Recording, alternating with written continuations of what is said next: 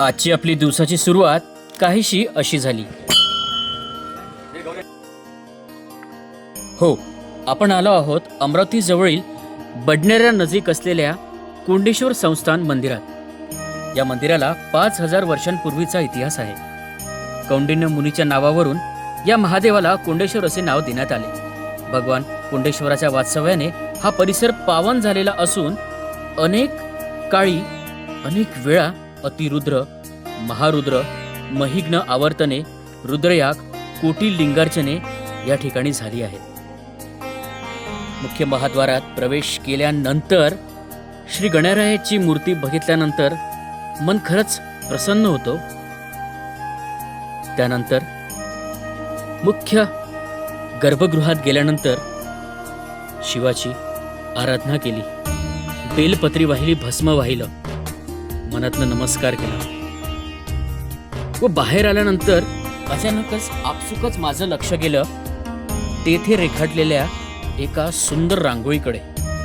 शुभम आर्ट्सच्या आपल्या माधुरताई सुधा यांनी काढलेली ती एक सुंदर रांगोळी.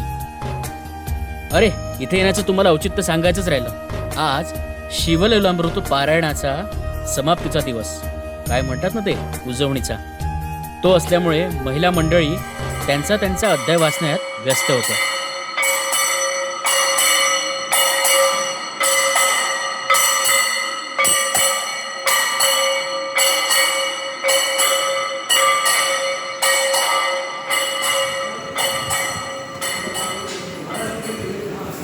अशा प्रकारे आरती झाल्यानंतर आम्ही पोहोचलो महाप्रसाद कक्षामध्ये.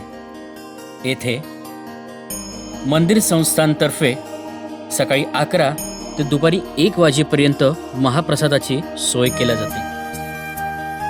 यंदाचा महाप्रसाद यजमानांकडनं होता. श्री कोंडेश्वर संस्थानचा महाप्रसाद काहीसा असा आहे. यानंतर पुन्हा एकदा महादेवाला नमस्कार केल्यानंतर आम्ही निघालो आमच्या घराकडे. कसा वाटला व्लॉग?